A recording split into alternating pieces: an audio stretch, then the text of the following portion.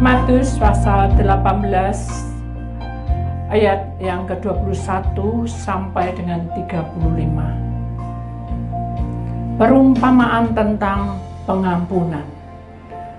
Kemudian datanglah Petrus dan berkata kepada Yesus, "Tuhan, sampai berapa kali aku harus mengampuni saudaraku jika ia berbuat dosa terhadap aku? Sampai 7 kali?" Yesus berkata kepadanya, "Bukan. Aku berkata kepadamu, bukan sampai 7 kali, melainkan sampai 70 kali 7 kali. Sebab hal kerajaan surga seumpama seorang raja yang hendak mengadakan perhitungan dengan hamba-hambanya. Setelah ia mulai mengadakan perhitungan itu, dihadapkanlah kepadanya seorang yang berhutang 10.000 talenta.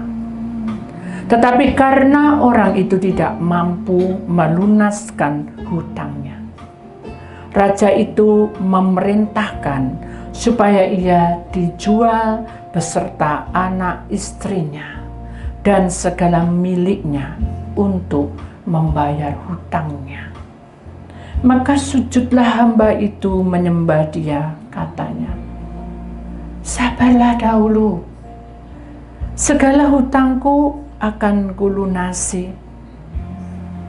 Lalu tergeraklah hati raja itu oleh belas kasihan akan hamba itu, sehingga ia membebaskannya dan menghapuskan hutangnya. Tetapi ketika hamba itu keluar, ia bertemu dengan seorang hamba lain yang berhutang 100 dinar kepadanya. Ia menangkap dan mencekik kawannya itu, katanya, 'Bayar hutang.' Maka sujudlah kawanan itu dan memohon kepadanya, 'Sabarlah dahulu, hutangku itu akan kulunaskan.' Tetapi ia menolak dan menyerahkan kawanannya itu ke dalam penjara sampai dilunaskannya hutangnya. Melihat itu, kawan-kawannya yang lain sangat sedih, lalu menyampaikan segala yang terjadi kepada tuan mereka. Raja itu menyuruh memanggil orang itu dan berkata kepadanya, 'Hai hamba yang jahat, seluruh hutangmu telah kuhapuskan karena engkau memohonkannya kepadaku. Bukankah engkau pun harus mengasihi kawanmu seperti aku telah mengasihani engkau?' Maka marahlah tuannya itu dan menyerahkannya kepada algojo sampai ia melunaskan seluruh hutangnya. Maka Bapakku yang di surga akan berbuat demikian juga terhadap kamu, apabila kamu masing-masing tidak mengampuni saudaramu dengan segenap hatimu. Bapa, terima kasih. Hari ini ada satu pelajaran yang baik. Kami harus belajar mengampuni dengan tulus. Dan kami letakkan kelemahan kami, kebencian kami, kejengkelan kami, sakit hati kami, dan merasa dipermainkan. Ampuni kami. Sebentar kami tidak mendengarkan sabda firman-Mu mengenai tentang pengampunan yang tulus. Biarkanlah kami menyaksikan kisah tentang Yesus memberikan pengertian tentang 70 kali 7 dalam pengampunan. Dengan percakapan inilah Tuhan, masuklah hadirat-Mu, jamah dan sentuh kami. Dan bicaralah Engkau lewat lidah bibir hamba-Mu ini, sehingga firman yang keluar tidak akan tersia-siakan. Kami siap Tuhan untuk menerimanya. Di dalam nama Tuhan Yesus Kristus, Engkau mematahkan keakuan kami. Engkau mematahkan kesombongan kami. Engkau mematahkan perkara-perkara yang tidak baik, gosip, perkataan tidak benar, dan tidak membangun. Dalam nama Tuhan Yesus Kristus, kami siap Tuhan untuk mendengarkan firman-Mu dan menyaksikan film pendek. Dalam nama Tuhan yang percaya, kita sama-sama berkata, amin. Silakan duduk saudara, kita akan menyaksikan filmnya lebih dulu.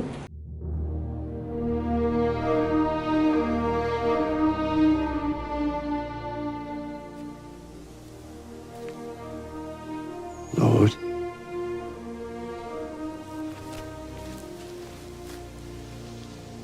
how oft shall my brother sin against me, and I forgive him? Till 7 times? I say not unto thee until 7 times,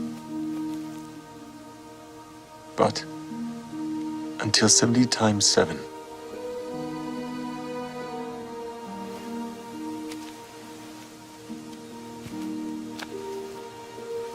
Therefore is the kingdom of heaven likened unto a certain king, which would take account of his servants. And when he had begun to reckon, one was brought unto him which owed him 10,000 talents.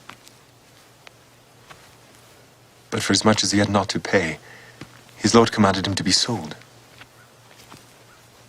and his wife, and children, and all that he had, and payment to be made.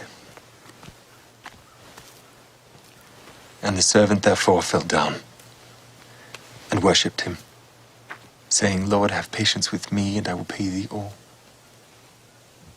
Then the lord of that servant was moved with compassion, and loosed him, and forgave him the debt.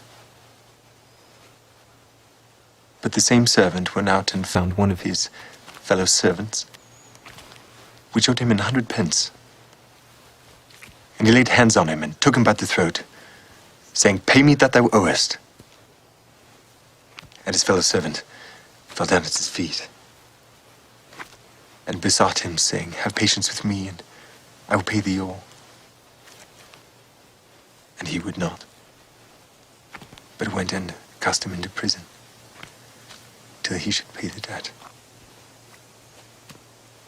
So, when his fellow servants saw what was done, they were very sorry, and came and told unto their lord all that was done. Then his lord, after that he had called him, said unto him, O thou wicked servant,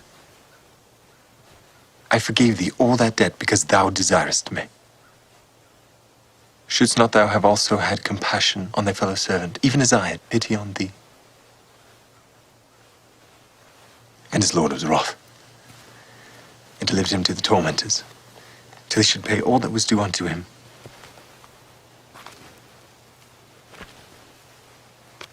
So likewise shall my heavenly Father do unto you,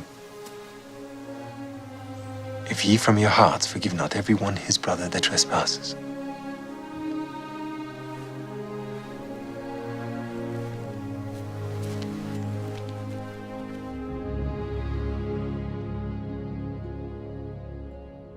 Kemuliaan pada Tuhan, saudara. Kasih nama Tuhan. Saudara suka cita hari ini? Apa saudara marah karena tidak konseling hari ini? Tidak ya? Ada sukacita? Orang yang bisa mengampuni seseorang itu harus senyum aja gembira. Amin. Dan kita harus sadar bahwa di dalam dunia ini tidak ada yang sempurna sendiri. Kita itu banyak hal, saudara, dan tidak bisa sempurna. Bersama Tuhan kita bisa melewati kesempurnaan itu. Amin. Kenapa? Karena tangan Tuhan ikut campur tangan. Hari ini temanya adalah pengampunan yang tulus. Ya, ada satu nyanyian saudara yang saya mau katakan pada saudara bahwa pujian ini menghantar kita untuk sadar bahwa kita itu tidak ada artinya apa-apa, ya. Saya mau menyanyikan, mohon untuk sama musik aja. Bukan dengan barang fana Kau membayar dosaku. Dengan apa, saudara? Dengan darah yang mahal. Terus? Tiada noda dan celah. Nah, kita berhenti sampai di situ, saudara. Ternyata nyanyian ini menunjukkan kepada kita bahwa Tuhan mati di kayu salib itu untuk membayar semua pelanggaran kita,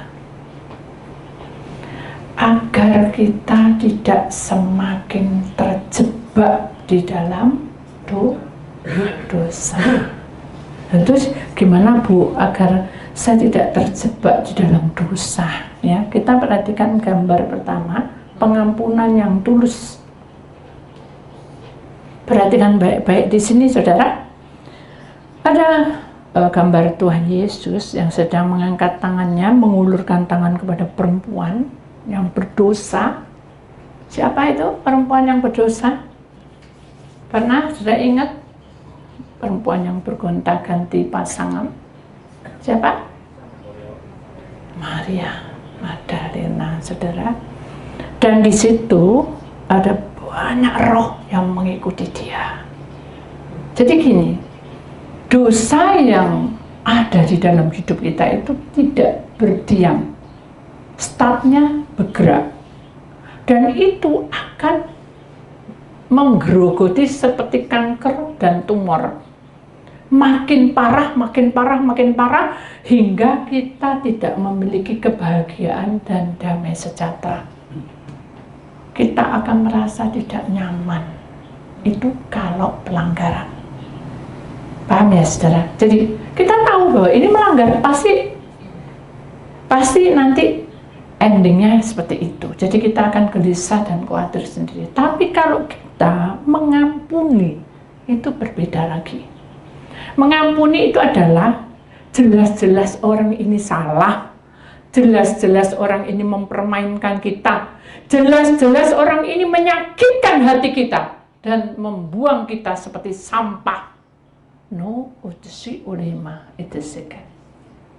Tuhan ajarkan dalam hukum kasih apa? Mengampuni. Nah, cara untuk pengampunan ini, saudara, kita tidak boleh total. Tahu ya, saudara, tidak boleh total itu. Kalau kita itu mengampuni, saya sering saksikan di sini. Tapi bukan saya menyindir saudara, ya.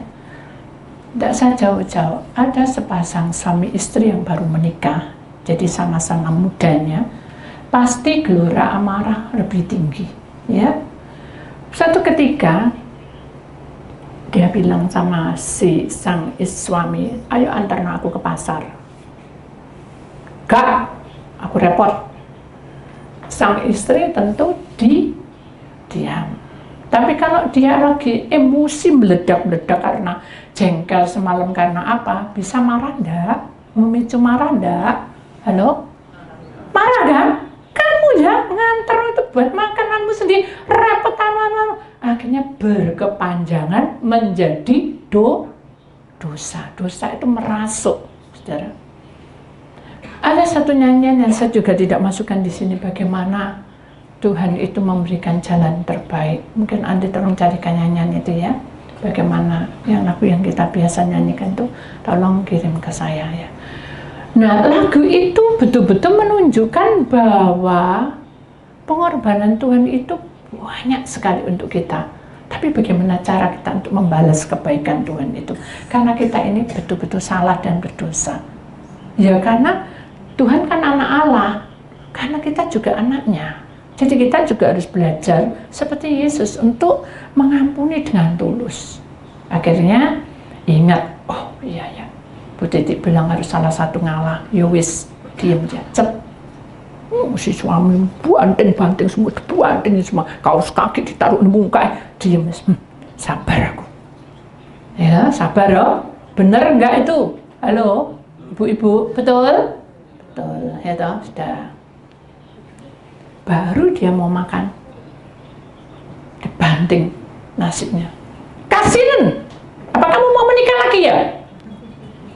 Pantas enggak gitu? Kita ngoyo-ngoyo jam 4 pergi ke pasar, ternyata dibilang kasihan dan kamu mau kawin lagi, menikah lagi. Ya memangnya aku ini punya pacar apa? Itu kalau kita mau. Tapi karena ingat Bu Titi, nah itu ingat Bu Titi harus sabar 2 kali. Sabarnya 2 kali loh, 2 kali. Dia mandi tergesa, waduh sudah kesiangan gara-gara kamu nih ya. Siapa nggak mau makan? Padahal minta telur ceplok. Jadi telur ceplok sudah disediakan, dia ditinggal. Aku mau mandi. Mandi di tengah-tengah mandi dia bingung. Anduknya ketinggalan. Anduk, goblok, nggak ada yang datang. 3, sabar, Bu Titi sabar. Ini mau, calon deh. Kenapa kamu mau calon rambut? Rambut, anduk. Gak apa-apa kok. Itu lagunya Leo. Dia bilang, kamu emang gak tahu. Gitu, gak apa-apa kok. Tapi udah 3 kali, awas kamu ya sampai 4 kali ya. Itu hitung-hitungan saudara. Bener, iblis kan tahu. Oh, kamu menghitung sungguhan. Emang temen kaos kakinya mintanya putih. Ini karena stres diambil hitam sudah. Marah, pakai, kasih ini. Kok itu tendang-tendang gitu. Marah. Ini lama-lama kurang ajar katanya. Langsung berdiri. Mau apa? Cerai. Nah itu saudara. Itu sih pengampunan yang tulus tidak seperti itu. Hitung-hitungan. Jadi kalau kita menjadi anak Tuhan harus sabar. Bu, tidak ada di sini, tidak ada di luar negeri juga tidak ada. Sabar ya Bu ya. Ya sabar. Tuhan bilang apa? Ilmunya Bu Titi mengalir. Saya tidak punya ilmu saudara. Mengalir itu dari Tuhan. Ya mengalir terus lama-lama Bu. Nangis dia, aduh kenapa? Tak ambil tisu, dia nambah di bau saya. Aku capek Bu, kenapa? Lama-lama aku jadi babu Bu. Nah, itu terjadi sungguhan, kenapa? Karena kamu berkata babu. Yang dengarnya siapa? Setan. Akhirnya jadi babu sungguhan saudara. Ambil kerupuk, ambil pakaian, ambil apa? Lama-lama enggak bebas di dalam hidup ini. Karena merasa jadi babu terus. Boleh? Tak boleh. Ingat janji sakral kita. Kamu bersedia sang suami, laki-laki? Bersedia kamu suka dan duka untuk melayani? Siap, saya mau. Satunya. Sang istri, mau kamu sewaktu-waktu kamu melayani suka dan duka? Siap. Nah, sekarang apa yang siap? Itu enggak. Kalau kita menjadi anak Tuhan, kita harus mengerti hukum kasih Tuhan dan pengampunan yang tulus. Kita harus sabar, saudara. Sampai kapan Bu? Ada yang nantang gitu, saudara. Sampai mati, oh yuk gak sadar Bu suamiku. Nah itu karena kata-katamu sendiri. Mari kita imani bahwa Tuhan punya kuasa. Tapi ditanyai, ibu kan bisa menerawang. Hah? Saya bukan dukun. Kok saya bisa nerawang ya? Kok saktiman ya saya ya? Itu dalam hati saya cuma tertawa dalam hati dan saya bilang, saya tidak kelihatan apa-apa tuh. Coba terawangan lebih dalam lagi Bu. Sudah dalam lagi saudara. Nah, kayak seumur gitu masuk ke dalam. Aku tambah masuk ke dalam. Tidak ada, saya tidak kelihatan apa-apa. Pokoknya mengalir aja. Mengalir, sabar, tersenyum. Sampai gigiku kesel Bu, senyum. Tapi tidak sadar. Jangan menuntut. Kalau kamu mengampuni, tidak perlu menuntut dari siapapun. Dan jangan berharap pada manusia. Amin. Amin. Ibu Titik ngomong, untuk apa perahu berdayung bersama-sama? Ya lepas udeli di tengah. Betul tak? Lepas gak pas, saya ngomong pating kecotot. Betul enggak? Ngomong aku bikin nasi goreng, dibikin tempe goreng. Karena ngeleang. Orang jalan loh, kita tidak sadar. Loh, mana ya HP ku, pada HP dikempet. Mana HP ku, saking bingungnya. Itu adalah manusia. Jadi kita sadar bahwa pengampunan yang tulus itu membutuhkan bukan protes loh, saudara. Proses loh ya, bukan protes ya. Proses. Kalau prosesnya itu bersama dengan Tuhan, apa yang dilalui pasti bisa. Kekuatan dari Tuhan, dari atas loh, saudara, bukan dari Bu Titi.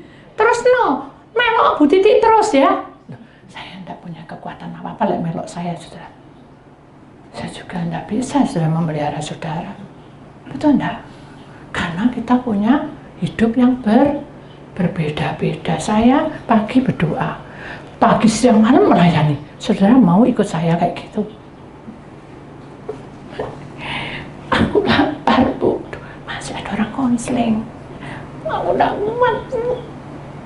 Bayangin, Bu, dari pagi sampai malam enggak makan, Bu.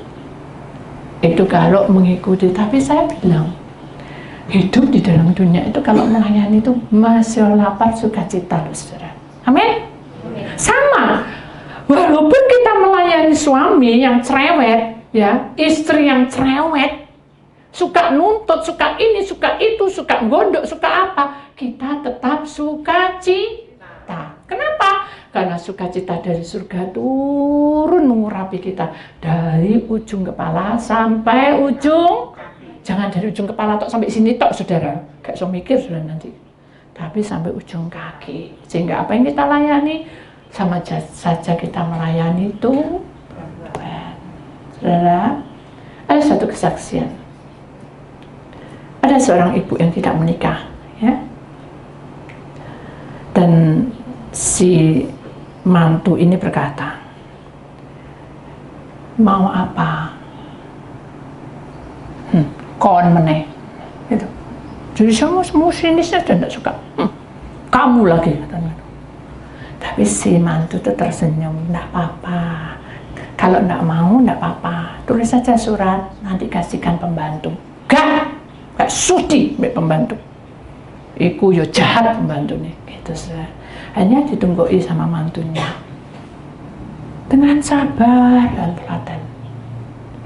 Ngapain kamu nunggui? Katanya mau makan. Makan apa? Tulis sih. Soto, kecap asin, lombok, acar. Nah, acar ini sih enggak ada. Mana ada soto acar, saudara? Betul enggak? Terus kita mau ngomong apa? Itu mantunya. Sudah dia bilang, lari dia ke pasar, bikin acar sendiri, buat sendiri, hanya dikasih no, semua dikasih no. Sudah genap setengah jam, saudara. Kakaknya datang, cecenya. Wis mangan kamu, wis makan. Gurung, belum dikasih makan sama mantumu sing ikut cerawak itu. Padahal mantu ini tidak ngomong apa-apa. Terus marah sudah. Kamu ya, lihat kamu dia belum tahu jadi tua. Kamu tahu, kamu harus melayani. Loh, kita sudah melayani, sudah mantu itu. Dia tidak bergeming, dia hanya berdiam dan menangis, melipat tangan dan berserah pada Tuhan. Tuhan, kuatkan saya supaya saya bisa melayani Engkau. Jadi supaya saya bisa melayani orang itu, enggak, cuma sudah supaya saya bisa melayani Engkau. Jadi semua pergumulan itu anggap aja Tuhan ada, dan itu adalah pelayanan yang untuk kita lakukan dengan Tuhan. Amin. Itu caranya, saudara. Nah, akhirnya sudah, karena si mantu ini ketakutan, dia lapor, saudara. Ini ya, makanya minta nasi goreng, dan dia tidak pakai acar, tapi dia pakai bumbu sambal petis. Kan aneh saudara, itu kan pikiran kita, tapi kan harus jalan, ikuti itu. Tak lama selang datang lagi, dan kamu udah kasih makan, oh kok dikit petis kok gak tahu nih, gak ada tahunya, udah berikan tahu. Lama-lama bisa bertengkar, satu keluarga itu bertengkar semua.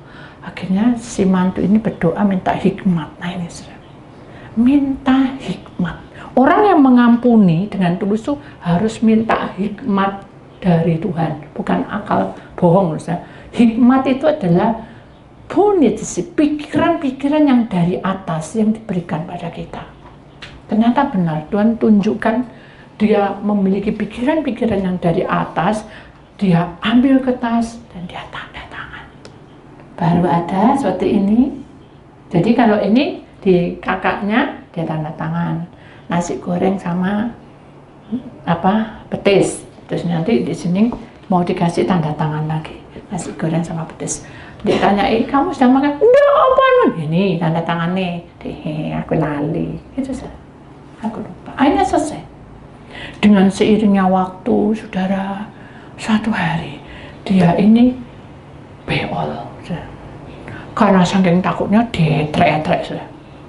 Sudah baunya ndak enak, mantunya ngeresi. Begitu ngeresi, gitu lagi. Akhirnya saudara dibuang ke mukanya orang itu. Mantunya marah, harusnya secara logika marah. Tapi karena dia memiliki pengampunan yang tulus itu harus rela berkorban. Dia terima, dia raup, bersihin muka lagi. Dia datang, wah, ini apa ya katanya, yang Cece itu. Baumu sampai tekuk muka. Maaf, saya itu kan tidak bisa dibersihin langsung. Kurama sih berapa kali tidak bisa kalau tidak dirundum cuci bersih. Dengan seiringnya waktu saya tahu doanya apa? Tuhan beri saya untuk melayani dengan tulus.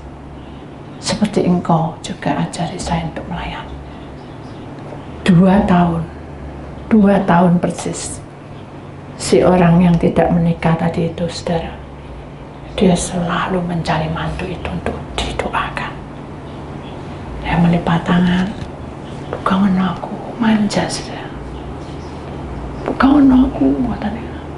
Nah kenapa? Oh dingin semua. Ya udah, kasih kaos kaki semua. Oh persis kayak anak kecil, pada umurnya sudah tua. Dengan seiringnya waktu, saudara, dia mulutnya diurapi oleh Allah. Kenapa?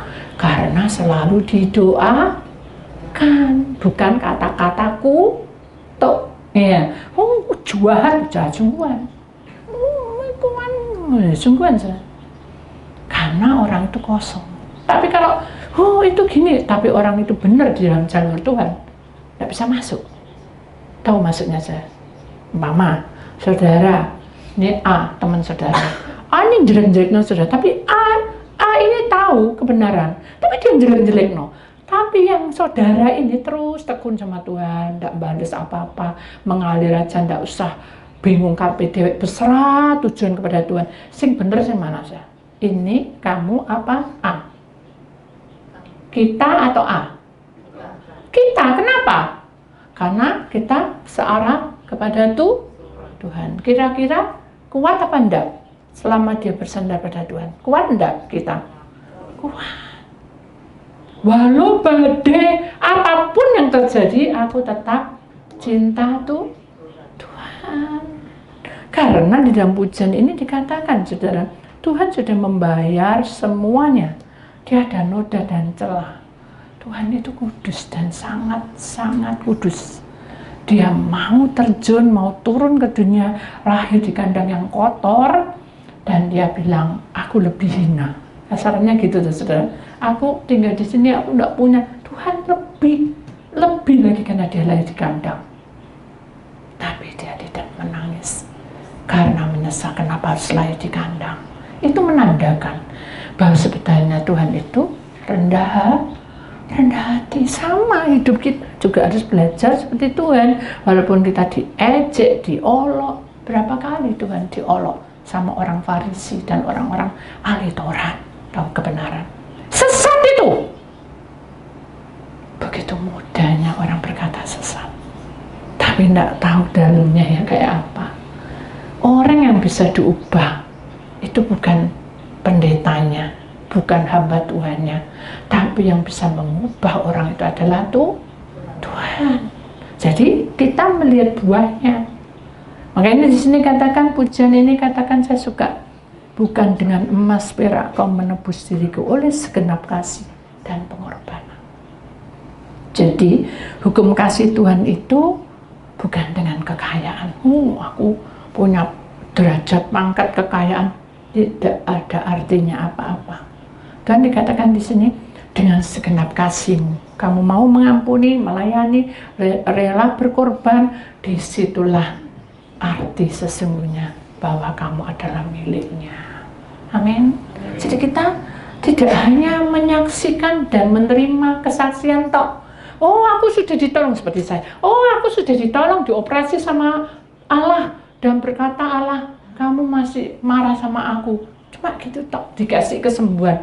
Kurang, saudara. Harus dibesarkan.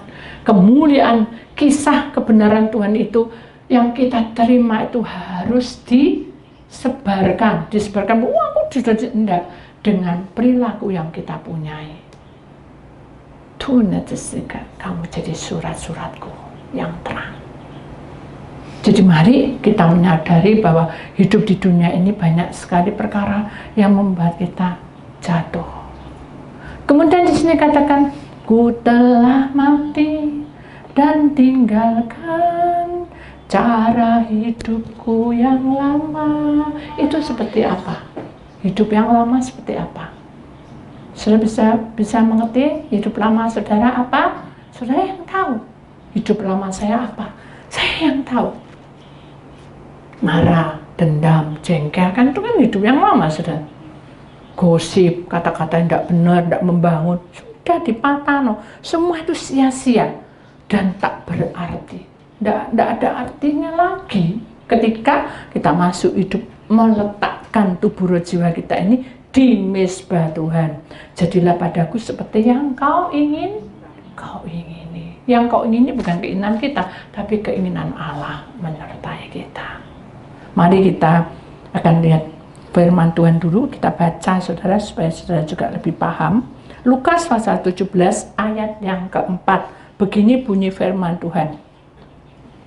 Bahkan jikalau ia berbuat dosa terhadap engkau, 7 kali sehari dan 7 kali kembali kepadamu dan berkata, aku menyesal, engkau harus mengampuni dia. Tahu saudara? Kalau dia berbuat dosa terhadap kita berulang-ulang kasarannya, 7 kali itu, 7 kali itu sehari itu sama dengan Senin, Selasa, Rabu, Kamis, Jumat, Sabtu, Minggu. 7 itu selalu menandakan kehidupan. Nah, setiap hari mangkel orang, saudara. Tapi ingat, saudara, 7 kali ia kembali kepadamu. Ia berkata, aku menyesal. Saudara harus mengampuni. Nah, contohnya kayak apa ya tadi, saudara? Orang yang terdekat kita justru itu menyakiti kita. Karena iblis tahu bahwa kita mencintai orang-orang itu. Paham, saudara? Mungkin kalau orang luar, saudara, mungkin cuek. Betul enggak? Tapi orang kita cintai, tiba-tiba menyakiti hati. Sakit enggak hati? Sakit toh? Lebih parah, saudara. Dan itu membuat kita ngeliang. Benar, saudara. Kalau sudah mengalami, itu membuat saudara tidak tahan uji. Saudara pasti menangis dengan cucuran air mata. Kenapa kok kayak gini? Kenapa kok kayak gini? Menyalahkan diri sendiri. Yesus ketika dia mau ditangkap, dia berdoa dan dia berkata, ya Bapa, jikalau boleh, lalukanlah cawan ini dari hadapanku. Karena Tuhan itu kasih. Dia tahu orang-orang yang akan mengkhianati dia. Dia tahu ada orang-orang yang yang membuat dia luka, dia akan dijual dengan 30 keping perak. Dan nanti banyak orang yang berkata, salibkan dia. Salibkan dia. Padahal orang itu mengalami mujizat dari Allah. Makanya Tuhan berkata, ketika kamu menerima mujizatku, jangan berhenti sampai di situ puas. Kembangkan cintamu kepada Tuhan. Buktikan pada dunia, bukan pada manusia, bahwa kamu adalah anaknya. Jangan capek bekerja di ladangnya, karena ini waktu. Saudara harus mempersiapkan hidup saudara itu, memberikan yang terbaik untuk Tuhan lewat perjalanan hidup saudara. Mungkin saudara katakan, aku sudah berusaha, Bu, tapi aku merasa tetap sendiri. Aku sudah berusaha baik, Bu, tapi tetap menyakiti hatiku. Aku berusaha untuk melakukan dan menghindari hal-hal yang membuat itu tidak menyenangkan. Tetap aja itu terbentur terus. Pasti saudara akan hancur hati. Dan itu menyakitkan. Saudara harus menerima dan bertanya pada Tuhan, kuatkan aku Tuhan. Amin. Jangan merasa bahwa karena dia muda, karena dia tua, karena begini, karena begitu. Itu keputusanmu saudara, pasti. Tapi ketika sudah disakiti, hidup saudara itu butuh praktek dalam hidupmu untuk menerima kenyataan itu dengan prosesmu yang kamu alami. Kamu siap untuk, orang bilang, dibuang. Kamu siap untuk tidak ada harganya hidup ini. Dan saya tahu kita sudah banyak berkorban. Ada seorang ibu, saudara, dan ibu ini tidak memiliki siapa-siapa. Suatu ketika dia mempersiapkan segala sesuatunya untuk anaknya, laki-laki 2. Dan ibu ini memiliki suami yang sangat setia. Suatu hari, dengan seiringnya waktu, mereka kuliah masing-masing di luar negeri. Selama dia hidup, tidak pernah menyakiti anaknya. Semakin dia baik, semakin Tuhan memberkatinya. Semakin berjuang, semakin Tuhan memberkatinya. Akhirnya suatu hari, dia mendengar bahwa anaknya masuk ke narkoba. Sehingga dia ditangkap di suatu tempat. Dan di situ pun akhirnya lepas, dengan seiringnya waktu lepas dan kembali kuliah lagi dan masuk pertobatan.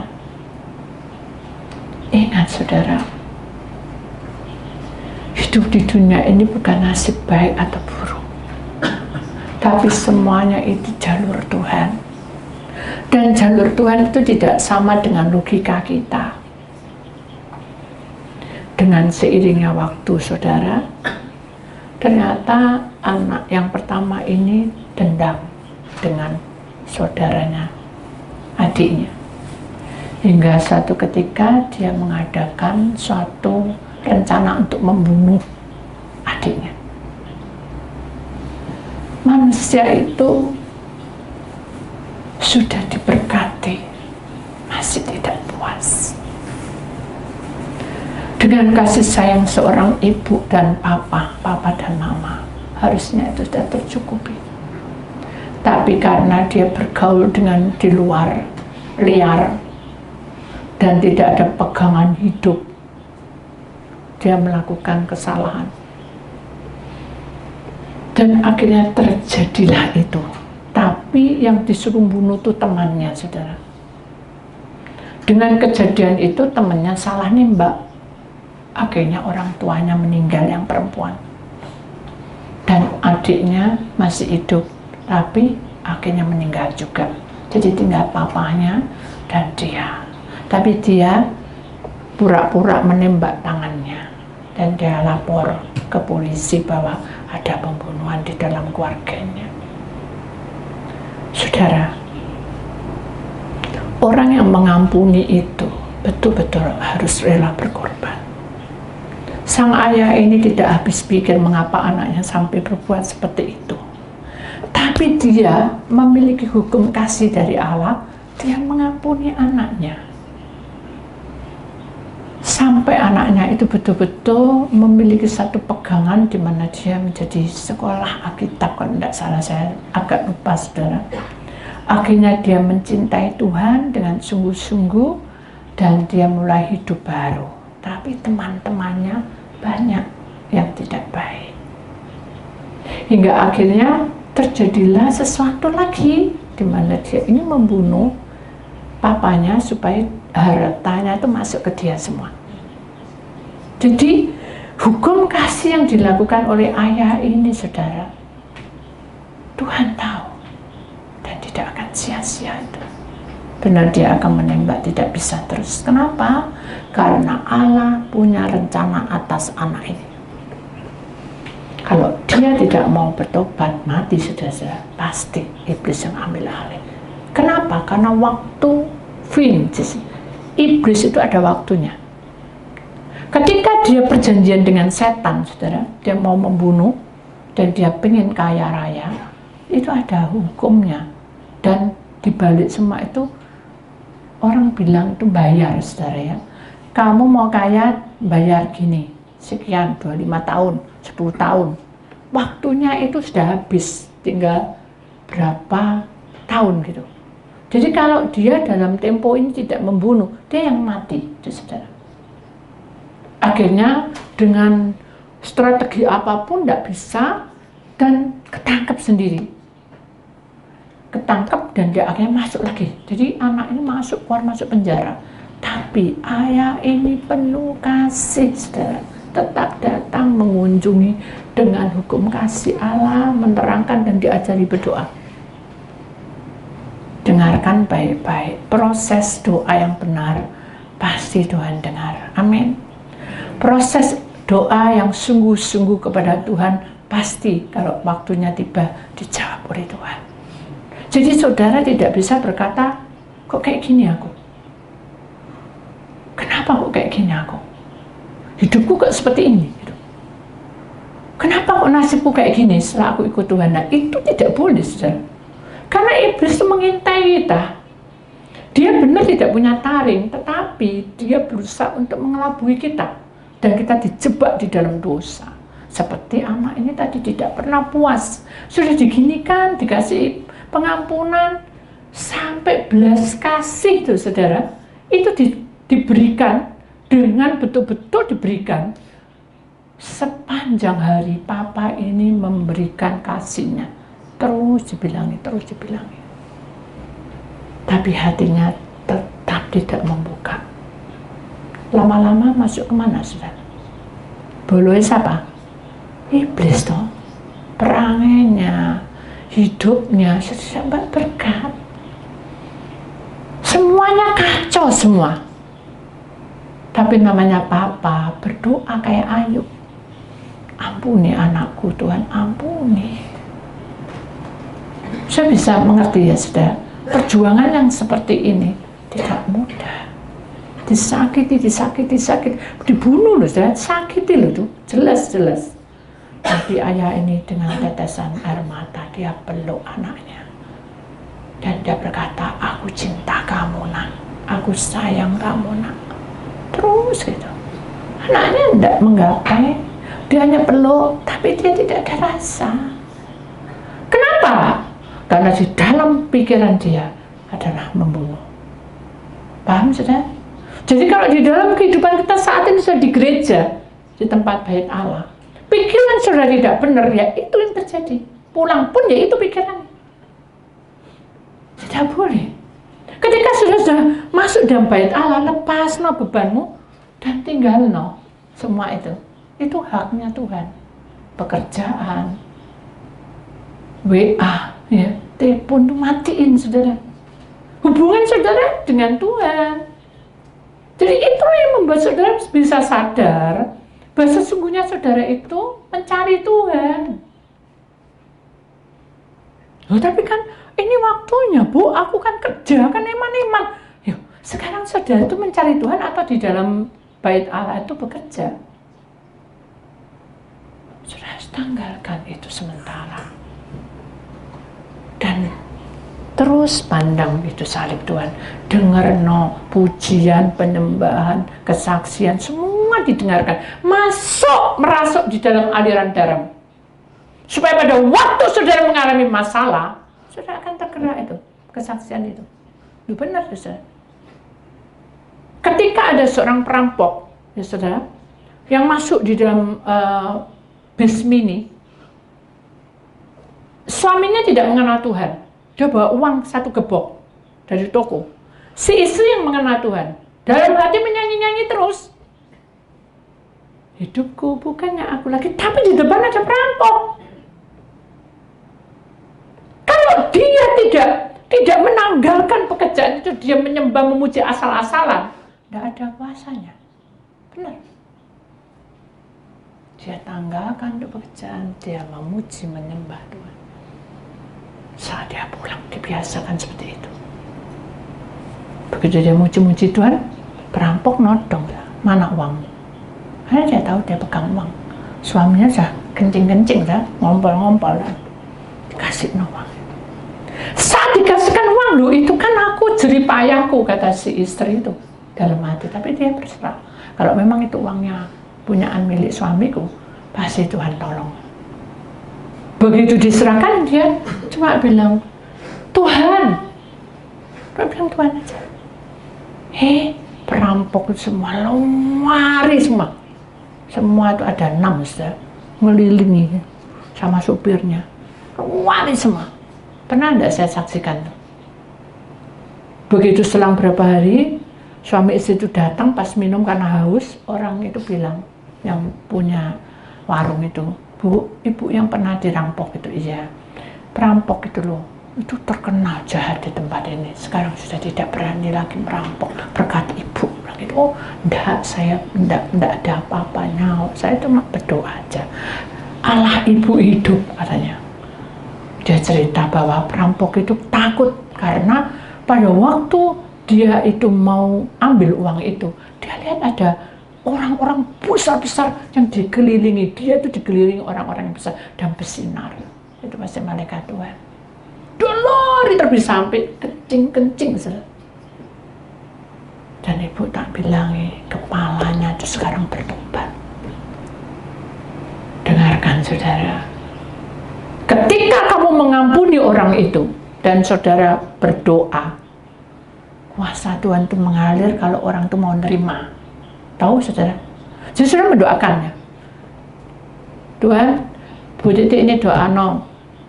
Ini anakku sakit. Saya berdoa, Tuhan ini boleh enggak? Boleh. Umpama.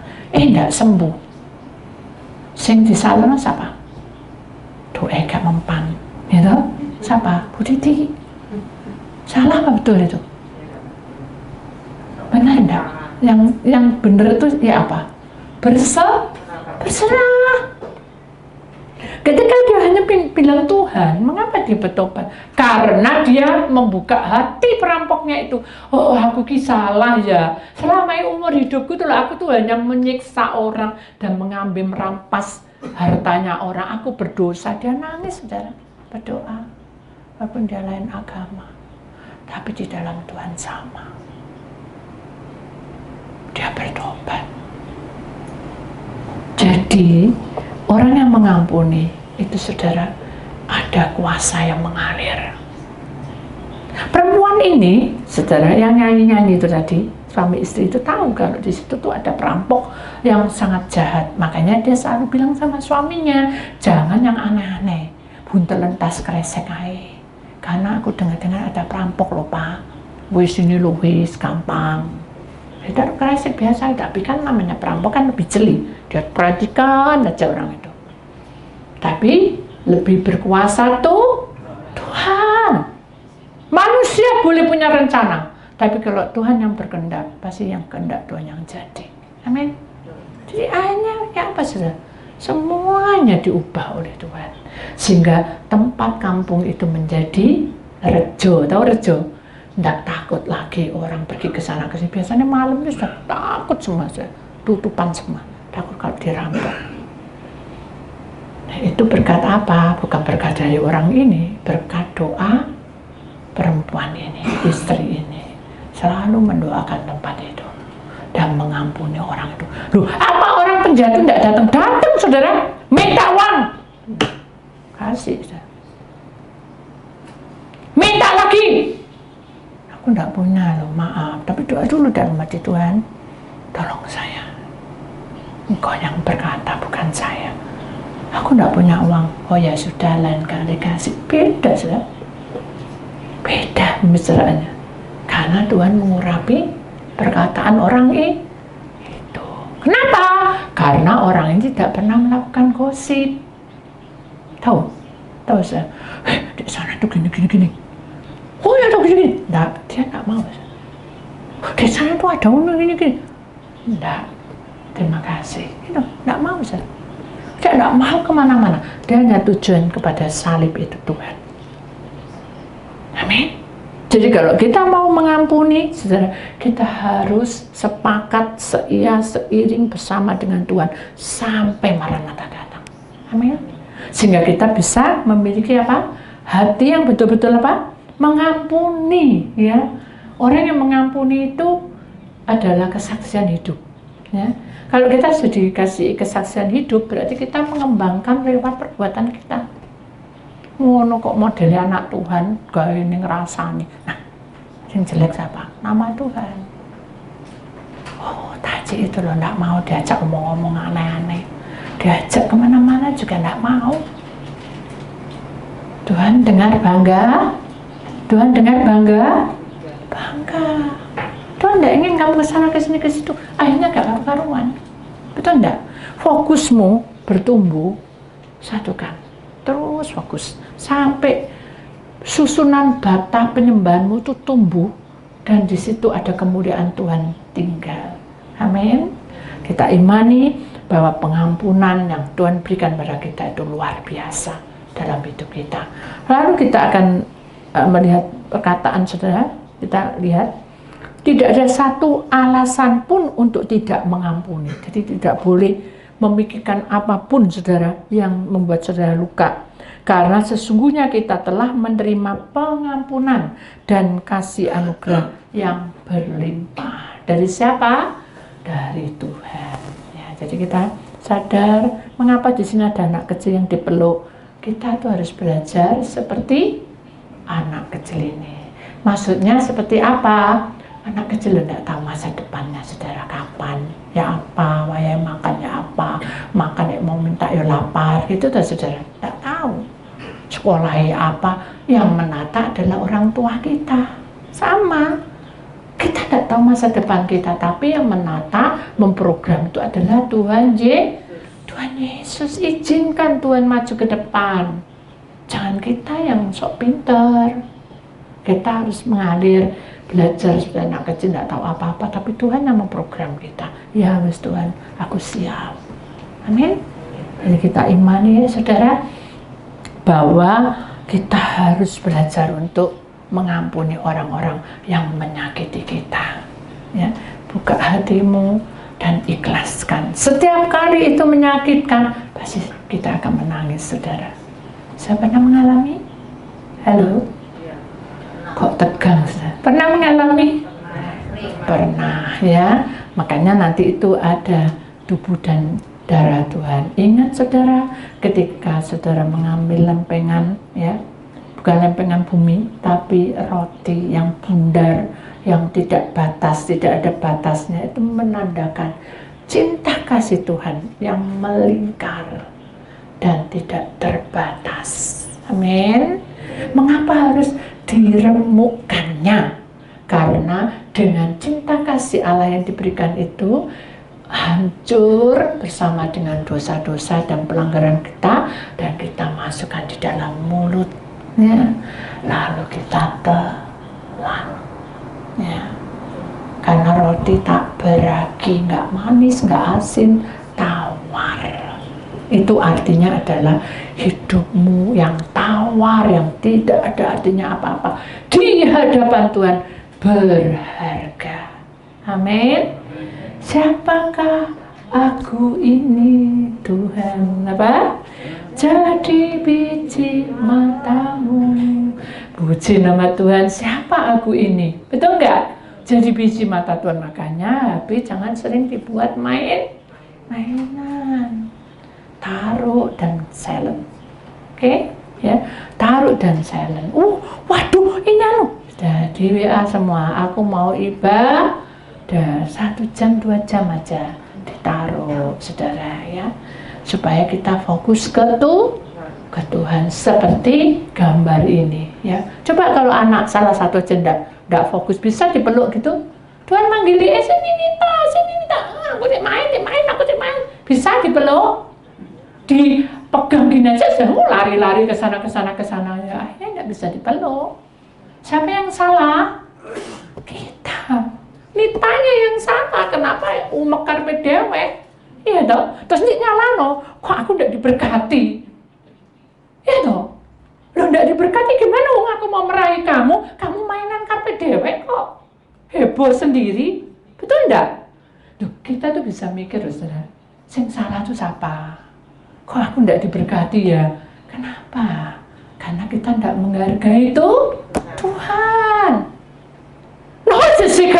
Ketika kamu masuk di dalam pelataranku dan kamu menghargai aku akan menghargai kamu dan aku akan perhatikan kamu. Apa yang tidak kamu pikir, aku berikan. Itu janji Tuhan loh. Dan apa yang tidak kamu minta dan aku tahu keperluanmu, aku cukupkan. Ingat, Tuhan memberi tidak hanya sebagian, saudara, melimpah dan tidak kekurangan. Itu pasti, saudara. Loh, tapi aku kok belum, tungguin, buahmu belum matang, tungguin. Sampai kapan, Bu? Saya ditantang gitu. Masa saya mau, ya enten nonoe, gitu, masa kan begitu, saudara? Kan kita harus punya kasih. Sudahlah, sabar. Yuk kamu enak guyu juga bisa ngerasain. Loh, saya juga pernah ngerasain loh, saudara. Dikira dia tok yang kekurangan. Kan gitu, saudara. Betul enggak? Saya adalah hamba Tuhan.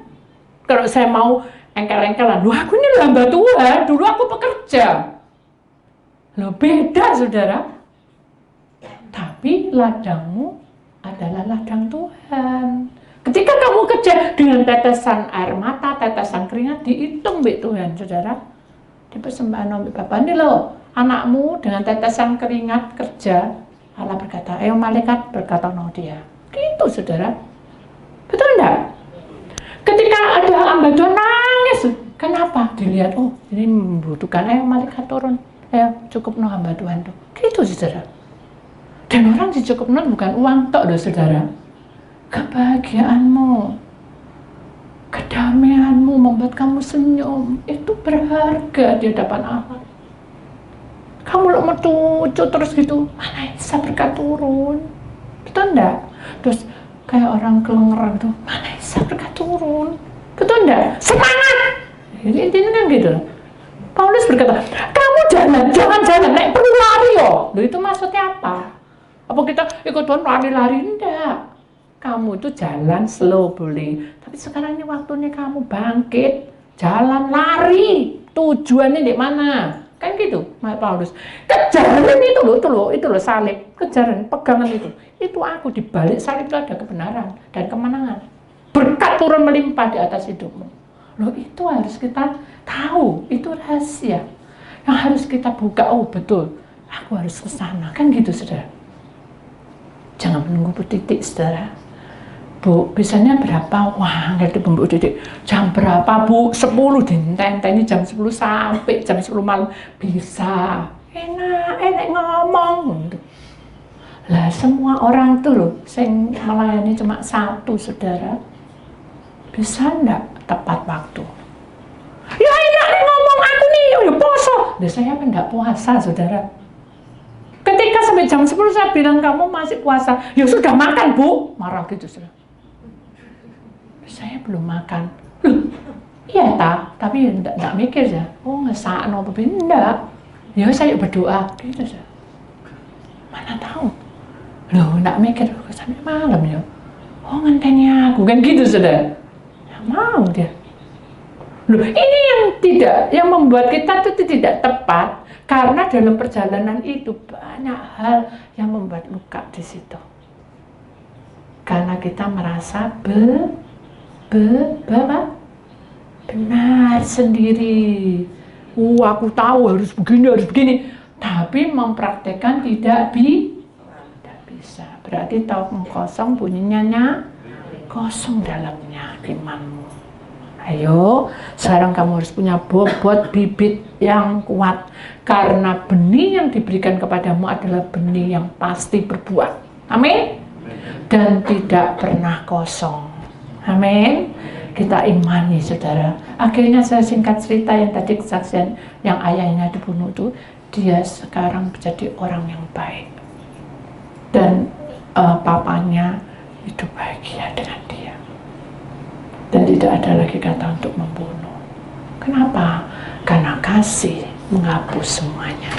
Amin. Kita harus tahu bahwa hidup di dalam Tuhan harus seperti ini, saudara, gambar ini. Harus dekat dengan Tuhan dalam pelukan Tuhan. Amin. Dan jangan sampai saudara lengah bahwa Tuhan itu mengampuni kita. Jangan ada kebencian. Ya, kayak kisah dari perumpamaan tentang pengampunan tadi ya toh. Tadi kan ada tuannya ngampuni orang yang hutangnya lebih banyak, betul enggak? Diampuni, ternyata bawahnya dia punya hutang cuma berapa dolar aja sudah ditekik dan harus membayar. Akhirnya apa? Tabur tuhe. Kenapa? Karena kamu tidak melakukan kebenaran Tuhan. Mau seperti itu? Tidak kan? Kita mau hidup sesuai dengan Tuhan mau. Amin. Lewati dengan hati yang terbuka, dan kita tahu bahwa pengampunan yang Tuhan berikan pada kita itu sangat sempurna. Amin. Nah, itulah firman Tuhan. Kita akan masuk di dalam pujian bukan dengan barang fana. Itu imani ya saudara ya, bahwa Tuhan berkuasa atas hidup kita. Dia akan melakukan yang terbaik dalam hidup kita. Kita menyanyikan lagu ini bukan dengan barang fana. Kata-katanya masukkan dalam hati, saudara. Jangan asal nyanyi. Masukkan, ini hidupku. Aku nyanyi tak persembahno kata-kata ini di pelataran. Ya, kita menghadap pelataran Tuhan sekarang. Dengan barang fana, kau membawa yang dosaku. Benar. Dengan darah yang mahal, darah noda dan celah, bukan dengan emas perak. Benar Tuhan. Kau menebus diriku. Kita imani saudara. Oleh segenap kasih dan pengorbananmu, ku telah mati dan tinggalkan benar cara hidupku yang lama. Benar Yesus. Amin. Semuanya sia-sia dan tak berarti. Benar, kita imani. Imani saudara, kita menghadap pelatarannya. Hidup ini kulakukan. Benar. Pada mesbah-Mu ya Tuhan. Jadilah padaku seperti yang Kau ingini. ketika pujian ini dialunkan, Tuhan membawa saya satu penglihatan. Ada seorang anak kecil yang tanpa papa dan mama. Dia menangis di pinggir jalan. Hujan salju begitu deras. Anak ini kedinginan dan hampir mati. Dan dia hanya berkata, mungkin waktunya aku mati sekarang ya Allah. Tak serahno hidupku padamu. Ampunilah segala kesalahanku selama aku masih hidup di dunia. Mungkin aku kena karma, sehingga aku tidak punya kasih sayang orang tua. Mungkin aku juga kena kutuk, karena tidak ada saudara yang memperhatikanku. Mungkin juga karena nasibku, hingga aku tidak memiliki teman satupun. Aku hidup sebatang kara. Kemudian hambanya saya dipanggil. Menurut kamu, benarkah doa anak itu? Saya menangis. Kasihan anak itu. Biarkanlah dia, kau beri kesempatan untuk hidup Tuhan. Karena dia merasa hal-hal ini tidak baik selama hidup di dunia. Kemudian Tuhan izinkan pohon yang ada di sekitar saya itu gugur semua. Jatuh berjatuhan. Dan sehingga pohon itu gundul-gundul, tidak ada daun sedikit pun. Dan dia berkata, lihatlah pohon ini. Apa yang kamu sangka? Tidak ada kehidupan Tuhan, semuanya gersang. Apakah dia kena kutuk? Tidak. Apakah dia kena karma? Tidak. Apakah nasib dia harus seperti ini? Tidak. Lihatlah, kalau pohon ini tidak kena apa-apa, mengapa anak itu harus mengalami hal seperti itu? Benar Tuhan, itu salah doanya. Baiklah, aku ingin imanmu juga seperti itu. Kamu harus kokoh dan kuat.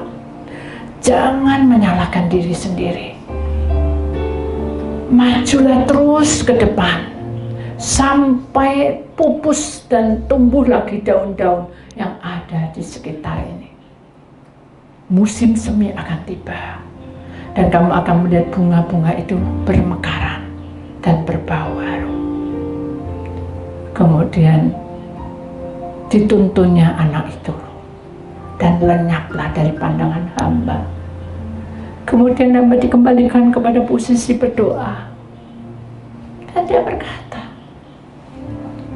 mengertikah kamu arti dari semua ini? Iya Tuhan. Jadi jangan merasa sendiri. Sekalipun kamu merasa sendirian dan tidak peduli orang akan kamu, tapi semuanya itu harus kamu lewati. Karena musim semi akan tiba dan akan berbunga dan berbuah. Karena itu adalah jalur hidup manusia. Kalau pohon memiliki hal-hal seperti itu, apalagi manusia ciptaan yang sempurna, serupa dengan Bapakku, aku akan lebih memeliharanya.